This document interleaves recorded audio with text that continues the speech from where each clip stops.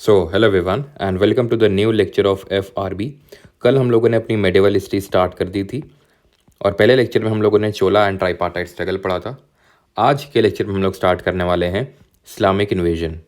दिल्ली सल्तनत नहीं है, इस्लामिक इन्वेजन है। आज आप लोगों के दो लेक्चर्स रहेंगे, जिसमें कि पहले लेक्चर में यानी कि इस लेक्चर में हम लोग इस्लामिक इन्वेजन्स देखेंगे जो डिफरेंट इस्लामिक डायनेस्टीज़ ने इन्वेड किया इंडिया में, पहला। एंड दूसरा, हम यहाँ से दिल्ली सल्तनत भी स्टार्ट कर देंगे, जो कि एंड होगा हमारे सेकेंड लेक्चर में।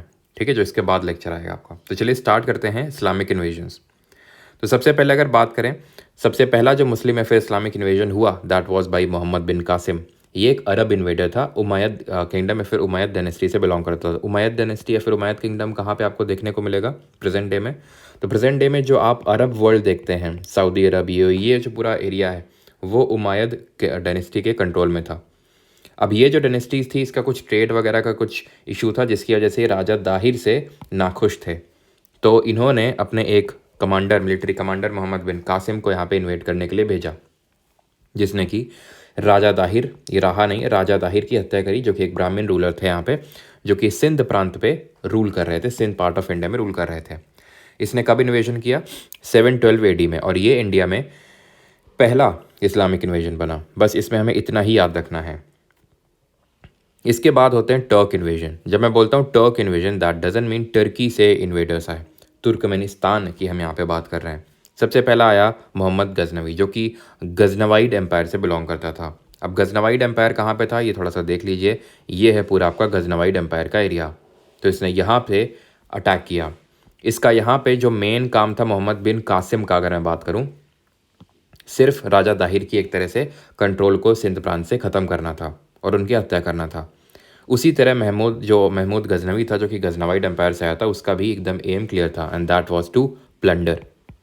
लूट करनी थी उसको। अपना जो गजनवाइड एम्पायर है उसमें उसको खुद का स्वामित्व स्थापित करना था, जिसके लिए उसको चाहिए था यहाँ पे लूट का पैसा चाहिए था। तो उसका मेन पर्पस यहाँ पे इस तरह से कोई सेटल डाउन होने का नहीं था। इसका मेन पर्पस सिर्फ लूट था। और अपनी जो इसका जो अब्बू था, दैट वाज कौन? सुबुक्तगीन, यानी इसका जो फादर था सुबुक्तगीन, इसकी हत्या का बदला लेना था। बिकॉज यहाँ पे एक जो रूलर यहाँ पे बैठे थे, रूलर जयपाल, जो कश्मीर वाला प्रेजेंट एरिया वहाँ पे, तो उन्होंने जो है सुबुक्तगीन की हत्या करी थी। सुबुक्तगीन भी ऐसे ही यहाँ पे रेड मारा करता था। ठीक है, तो इसकी हत्या करी किसने? जयपाल ने। जो किंग जयपाल को सबसे पहले तो महमूद गजनवी ने मारा। एक्चुअली मारा नहीं, ऐसा माना जाता है कि बेइज्जती कर दी, जिसकी वजह से उन्होंने खुद सुसाइड कर लिया। टोटल इसने 17 बार भारत में आक्रमण किए। पहला तो आपको जैसे मैंने बताया, किंग जयपाल की हत्या करी इसने, या फिर किंग जयपाल का जो किंगडम था उस पर रेड करी, उनको हराया। दैट वाज ऑन 1001 AD पहला अटैक हुआ था इसका।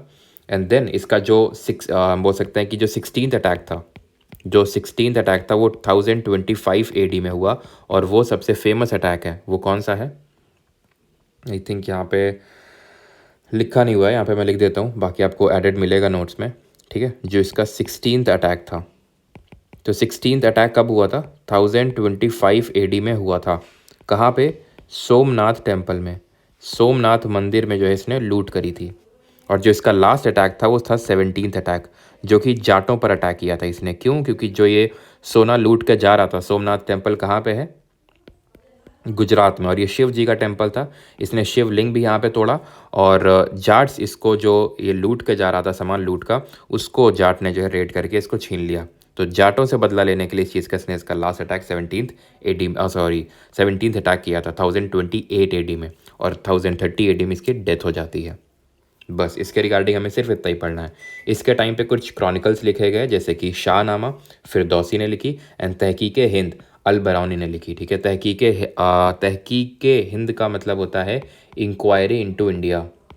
इंक्वायरी इनटू इंडिया यानी कि इंडिया के बारे में किताब है, जो कि अल बरूनी ने लिखी थी। तो हमें बस इतना याद रखना है कि ये आपका पूछा भी गया था, जो CGL मेंस हुआ था इस बार, उसमें कि शाहनामा किसने लिखी?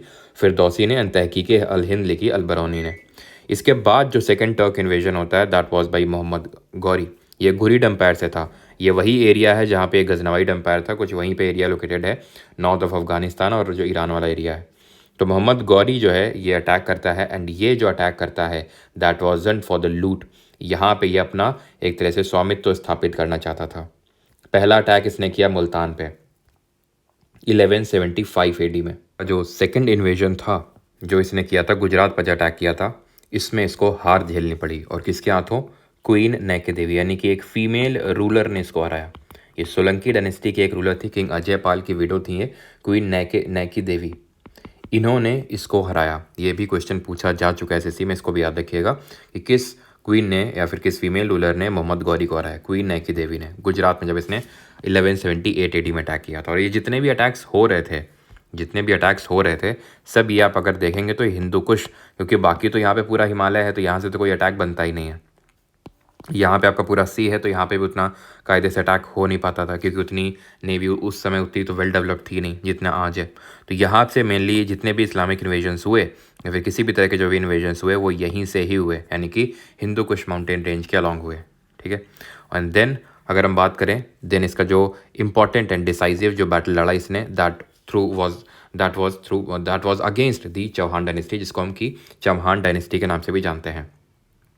पहला जो अटैक हुआ था जो इसने किया था 1191 एडी में किया था, जिसको कि हम फर्स्ट बैटल ऑफ तराइन के नाम से जानते हैं। फर्स्ट बैटल ऑफ तराइन, इसमें आई थिंक एडेड नहीं है, एडेड आपको ऐड हो जाएगा उसमें। ठीक है। तो फर्स्ट बैटल ऑफ तराइन होता है जिसमें कि मोहम्मद गौरी को हार झेलनी पड़ती है।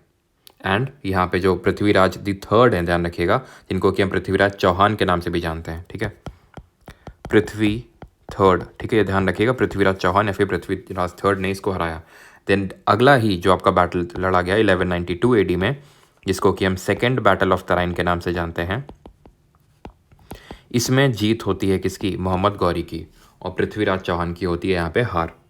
एंड ये जो हमारे चंद बरदाई थे, इन्हीं के जो पृथ्वीराज द थर्ड या फिर पृथ्वीराज चौहान थे, इन्हीं के कोर्ट पोएट थे, जिन्होंने ब्रज भाषा में पृथ्वीराज रासो लिखी, जिसमें कि उन्होंने ये सारी चीज़ें बताई। जो इनकी क्वीन थी पृथ्वीराज चौहान के, फिर पृथ्वीराज द थर्ड की, सोमेश्वर, ठीक है, उसके बारे में भी यहाँ पे चीज़ें मेंशनड हैं, पे कि आपकी मूवी भी बनी थी। ठीक है, तो ध्यान रखिएगा, बट ये फिक्शनल कंसिडर की जाती है, मतलब रियल कंसिडर नहीं की जाती है काफ़ी लोगों द्वारा। फिर जो मोहम्मद गौरी ने अगला अटैक किया वो किया राजा जयचंद पे, जो कि ये माना जाता है पृथ्वीराज चौहान की जो वाइफ थी संयोगिता, उनके ये फादर थे राजा जयचंद, और इन्होंने ही इनवाइट किया था मोहम्मद गौरी को अटैक करने के लिए पृथ्वीराज चौहान पे।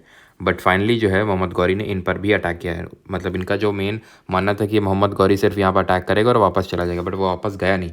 उसने यहाँ पे बैटल ऑफ चंदावा लड़ा 1194 एडी में, और यहाँ पे राजा जयचंद को भी हराया। फाइनली अपने घुरिड एम्पायर में वापस चला जाता है, बट यहाँ पे अपने 3 इंपॉर्टेंट या फिर 3-4 मेन स्लेव्स यहाँ पे छोड़ के जाता है, कुतुबुद्दीन ऐबक, यल्दूज, कुबाचा और बख्तियार खिलजी। ये सब को एक एक पर्टिकुलर रीजन ही देखे गया था। जैसे कुतुबुद्दीन ऐबक को ये दिल्ली वाला जो एरिया है वो देखे गया था। यल्दूज और कुबाचा जो है ये आपका, यल्दूज तो आपका वो जो मतलब ये जो घुरिड एम्पायर है जहाँ पे मोहम्मद गौरी वापस चला गया था, फिर जहाँ से आया था वो वाला एरिया। कुबाचा आपका जो सिंध प्रांत है, बख्तियार खिलजी आपका था ये ईस्टर्न साइड में, बंगाल और ईस्टर्न बिहार में। इसी बख्तियार खिलजी ने, जिसका खिलजी डायनेस्टी जो हम दिल्ली सल्तनत पढ़ेंगे उससे ज़्यादा कोई लिंकेज नहीं था, उस पर्टिकुलर इस बख्तियार खिलजी ने नालंदा यूनिवर्सिटी को डिस्ट्रॉय किया। क्योंकि हमने देखा था किसने बनवाई थी, ये बनवाई थी जो नालंदा यूनिवर्सिटी है कुमार गुप्त ने। ठीक है, कुमार गुप्त दी फर्स्ट ने बनवाया था इसको। तो ये डिफरेंट स्लेव्स हैं मोहम्मद गौरी के। अब ये जो मोहम्मद गौरी के जो डिफरेंट स्लेव्स हैं उसमें से जो कुतुबुद्दीन ऐबक है, ये यहाँ पे नींव डालेगा दिल्ली सल्तनत की, जिसको दिल्ली सल्तनत के नाम से हम जानते हैं। ये ये जो नींव है डालेगा 1206 एडी में। 1194 एडी में मैं फिर से रिकॉल करवा देता हूँ आपको कि हमने क्या क्या पढ़ा। फर्स्ट इस्लामिक इन्वेजन 712 एडी में बाई दी मोहम्मद बिन कासिम। दूसरा जो इस्लामिक इन्वेजन होता है बाई महमूद ऑफ गजनवी, जो कि गजनवाइड एम्पायर से आता है, रफली 1001 एडी में पहला अटैक मारता है यहाँ पे। सेकंड जब मोहम्मद गौरी आता है तो 1175 एडी में पहले तो अटैक करता है कहाँ पे, जो मुल्तान वाला एरिया है पाकिस्तान में। सेकंड अटैक करता है गुजरात में, जहाँ पे वो हार जाता है भीम सेकंड और क्वीन नैकी देवी के हाथों उसकी हार होती है। देन उसके बाद 1191 एडी में पृथ्वीराज थर्ड के साथ फर्स्ट बैटल ऑफ तराइन लड़ता है, अगेन हार होती है। फिर again second battle of Tarain लड़ता है 1192 एडी में, जिसमें उसकी जीत होती है। एंड 1194 में बैटल ऑफ चंदावर में वो राजा जयचंद को हराकर वापस अपने घुरिड एम्पायर चला जाता है, बट अपने स्लेव्स यहाँ पे छोड़ जाता है। और उसका जो इंपॉर्टेंट सबसे स्लेव था दैट वाज, या फिर सबसे जो उसका लॉयल स्लेव था दैट वाज कुतुबुद्दीन ऐबक, जिसने कि यहाँ पे दिल्ली सल्तनत की नींव रखी। अब ये दिल्ली सल्तनत में हम डिफरेंट डायनेस्टीज़ पढ़ने वाले हैं। कौन कौन सी डायनेस्टीज़ पढ़ने वाले वो मैं आपको बता देता हूँ, जिसको कि हम सख्त सा लौंडा से याद करते हैं, है ना ठीक है, और कोई किसी की भावनाएं आहत ना हो भाई इसमें। ठीक है, slave dynasty, Khilji dynasty, Tughlaq dynasty, Syed dynasty and Lodi dynasty. सख्त सा लौंडा, ये हमारी ट्रिक है ये सारी डायनेस्टीज़ को याद करने की। आपको पहले ही बताया था कि जैसे फॉर एग्जांपल इसको ऐसे कंसिडर करिए अगर आपको कन्फ्यूजन होता है कि भाई जैसे ये यूपी स्टेट है तो इसमें डिफरेंट पार्टीज़ बसपा सपा भाजपा इन सब का रूल है, ठीक है। या फिर एक इंडिया है, इंडिया में मान लो डिफरेंट पार्टीज़ आ रही हैं, इंडिया तो वही है ना। तो ऐसे ही इसी तरह दिल्ली में आपका पूरा ये किंगडम है, ठीक है। इस पर अब डिफरेंट डायनेस्टीज़ आएंगी, स्लेव, खिलजी, तुगलक, सैयद, लोधी, जिनके बारे में हम पढ़ेंगे। इस लेक्चर में हम सिर्फ डील करने वाले हैं स्लेव डायनेस्टी से। अगला जो लेक्चर होगा उसमें हम खिलजी, तुगलक, सैयद, लोधी के बारे में सारी चीज़ें देखेंगे, उतनी ही चीज़ें जो हमारे एग्जाम के लिए इंपॉर्टेंट हैं। तो सबसे पहले किसने इसकी नींव रखी, ये किसकी हम बात कर रहे हैं, ये चाहे दिल्ली सल्तनत की चाहे तुम बात कर लो या तुम स्लेव डायनेस्टी की बात कर लो, बात तो एक ही है ना। Slave dynasty is not equal to Delhi saltanat, no doubt, because उसमें बहुत सारी डायनेस्टीज आई, लेकिन सबसे पहले स्लेव डायनेस्टी ही आई ना। तो स्लेव डायनेस्टी की नींव भी जिसने रखी उसी ने दिल्ली सल्तनत की भी रखी, और उसका नाम क्या है, कुतुबुद्दीन ऐबक, सिंपल, ठीक है। तो 1206 से लेकर 1210 AD तक इसका रूल रहा, 4 साल तक, ध्यान रखिएगा। जो हमारा पहला मुगल शासक होगा बाबर, उसका भी 4 साल का ही रूल रहता है, तो ये थोड़ा सा आसान होगा याद करने में। इसको मामलुक डायनेस्टी के नाम से भी जानते हैं, क्योंकि ये मामलुक एक तरह का वंश है, जैसे कि क्षत्रिय होता ना, जैसे कि हमारा इंडिया में क्षत्रिय कंसिडर किया जाता है, वॉरियर क्लास, वैसे ही मामलुक। तो इनको मामलुक डायनेस्टी बोलते हैं। ये इलबारी ट्राइब से बिलोंग करते थे, किस ट्राइब से, इलबारी ट्राइब। और इस पर्टिकुलर डायनेस्टी को हम स्लेव डायनेस्टी क्यों बोलते हैं, क्योंकि इसमें जितने भी स्लेव्स रहे, ज़्यादातर जो इंपॉर्टेंट स्लेव्स रहे, जो इंपॉर्टेंट रूलर्स रहे, कुतुबुद्दीन ऐबक, उसके बाद इल्तुतमिश, उसके बाद बलबन, 3 इंपॉर्टेंट इसमें रूलर्स रहे, और ये तीनों ही एक दूसरे के स्लेव्स थे। जैसे कि कुतुबुद्दीन ऐबक की अगर बात करें तो मोहम्मद गौरी का स्लेव था, अभी देखा, ठीक है। जो अगला आएगा इल्तुतमिश, वो इसका स्लेव होगा, जो बलबन आएगा वो इल्तुतमिश का स्लेव होगा। तो इसलिए इसका डायनेस्टी का नाम पड़ गया स्लेव डायनेस्टी। कैपिटल थी लाहौर, टाइटल इसने लिया लाख बख्श, यानी गिवर ऑफ लैक्स, यानी कि बड़ा दानी था, इसलिए 1210 में इसकी मृत्यु होती है पोलो या फिर चौगान खेलते वक्त, जो आपने देखा होगा घुड़सवारी जिसको बोलते हैं। इसने 2 मस्जिदें बनवाई, मॉस्क बनवाए, एक तो कुव्वतुल इस्लाम दिल्ली में एंड दूसरा अढ़ाई दिन का झोपड़ा, कहाँ पे, अजमेर में। यहाँ पे मैं आपको दिखा देता हूँ, ये है आपका कुव्वतुल इस्लाम, ठीक है, ध्यान रखिए, ये मॉस्क की बात हो रही है, ठीक है, मॉस्क की। तो ये आपका कुव्वतुल इस्लाम है, क्या है आपका, कुव्वतुल इस्लाम। ये बना हुआ है, इसको एक टेक्निक बोलते हैं, कॉर्बेल्ड आर्च टेक्निक में बना हुआ है ये जिसकी यहाँ पे मैं बात कर रहा हूँ। अच्छा, ये किसने बनवाया है बताइए जल्दी से, हम पीछे हिस्ट्री में पढ़ के आए हैं, हिंट देता हूँ। जिसने बनवाया उन रूलर का नाम है विक्रमादित्य। उन्होंने अपनी बेटी की शादी करवाई थी वकटका एम्पायर के रूलर रुद्रसेन सेकंड से। अब बताइए, एंड इसी ने ही कुतुब मीनार का निर्माण भी करवाया। कुतुब मीनार से क्या क्वेश्चंस पूछे जाते हैं कि इसमें कितने माले हैं, कितने आपके स्टोरेज हैं, ठीक है, कितने स्टोरे हैं, यानी कि कितने माले हैं, तो कितने हैं, 5 हैं।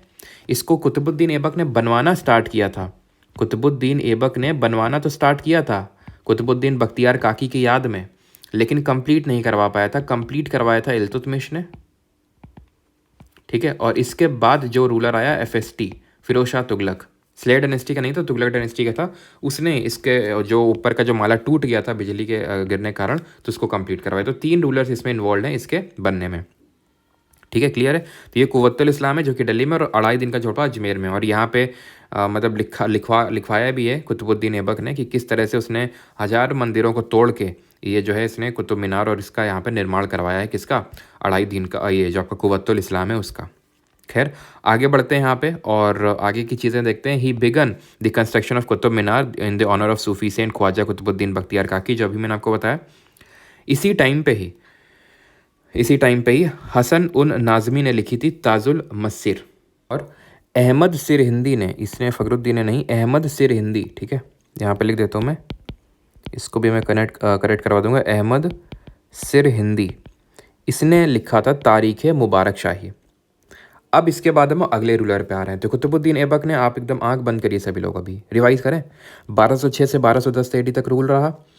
फिर स्लेव डायनेस्टी का फाउंडर था, दिल्ली सल्तनत का भी फाउंडर था, स्लेव था मोहम्मद गौरी का, ठीक है, इलबारी ट्राइब से बिलोंग करता था। मामलुक डायनेस्टी, मामलुक वंश भी इसी वजह से इनको बोलते हैं, क्योंकि मामलुक वो ट्राइब मैंने आपको बताया था। फिर इसने क्या करवाया, फिर इसने एक तो सबसे पहले कॉर्बेल्ड आर्च टेक्निक में वो बनवाया कुव्वतुल इस्लाम इन दिल्ली, अढ़ाई दिन का झोपड़ा कहाँ बनवाया, अजमेर में। दोनों क्या मॉस्क है, मस्जिदें हैं। कुतुब मीनार का निर्माण शुरू करवाया कुतुबुद्दीन बख्तियार काकी की याद में, कंप्लीट नहीं करवा पाया। बाद में इल्तुतमिश ने कंप्लीट किया, फिरोज शाह तुगलक ने ऊपर का मला बनवाया। पोलो या फिर चौगान खेलते वक्त इसकी मृत्यु हो जाती है।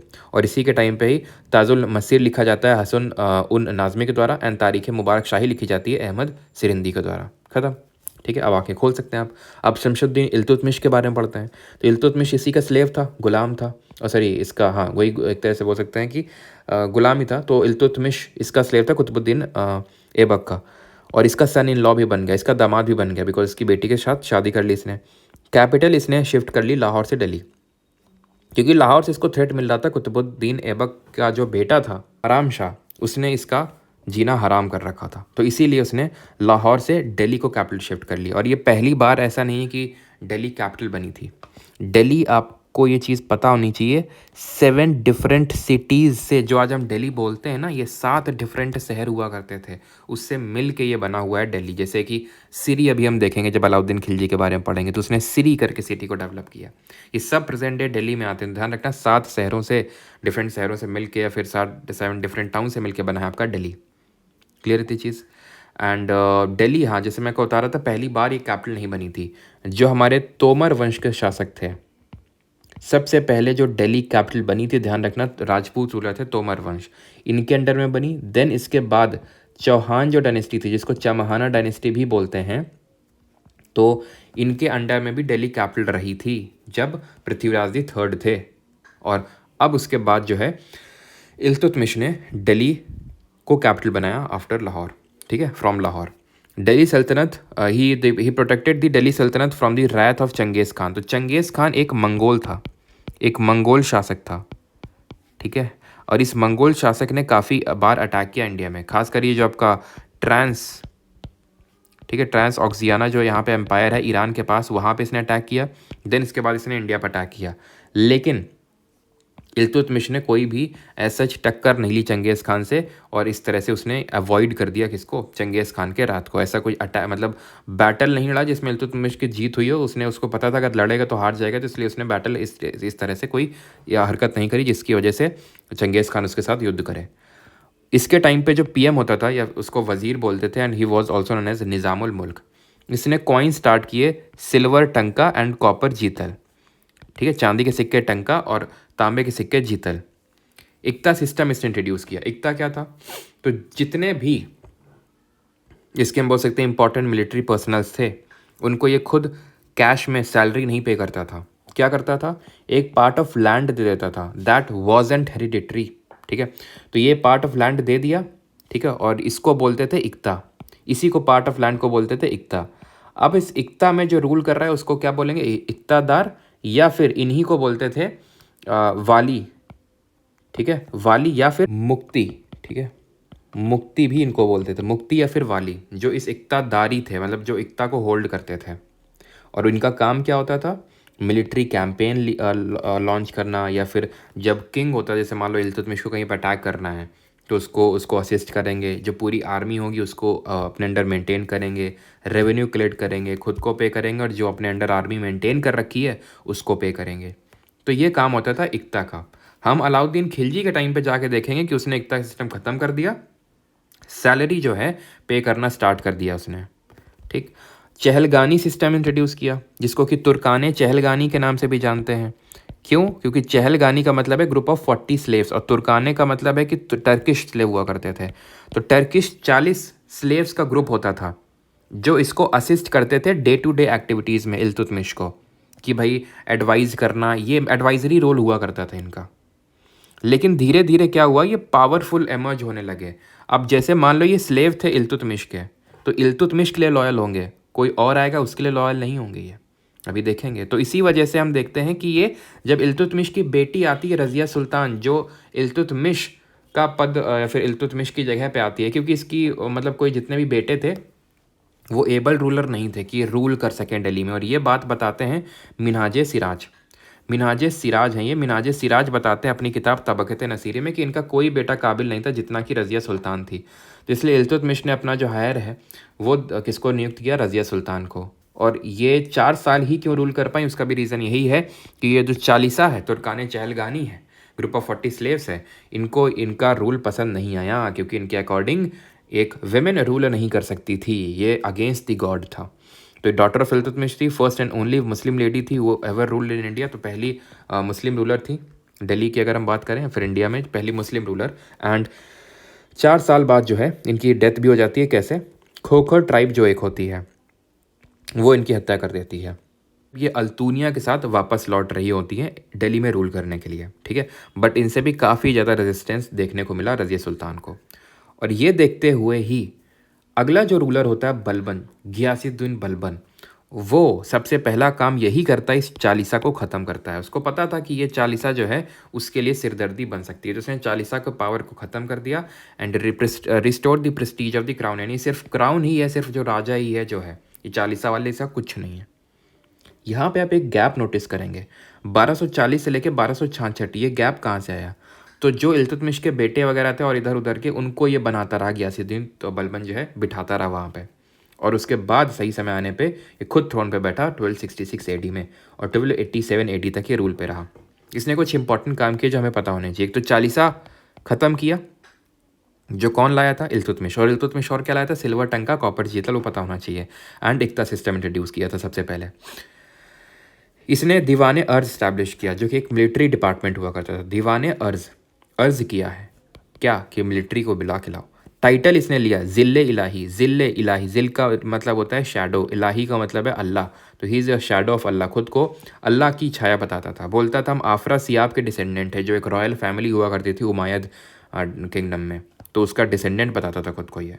सिजदा पैबोस है, देख रहे हो, स्लेव ही था इल्तुतमिश का, है नौकर, ठीक है, मतलब इल्तुतमिश का, और खुद को अल्लाह का शैडो बता रहा है और खुद को डिसेंडेंट बता रहा है अफरा सियाब का। और क्या करवाता था? सिजदा और पैबोस करवाता था अपने जो भी कोर्ट्समैन हुआ करते थे उनसे। सिजदा का मतलब है कि जैसे ही हम दिख जाएं तुरंत तुम्हारा सिर झुक जाए ज़रा, और पैबोस का मतलब है जैसे हम आए तो हमें फीट को किस करोगे, यानी कि हमारे पैर चूमोगे। ये सब काम इसीलिए कर रहा था, to restore the prestige of the crown.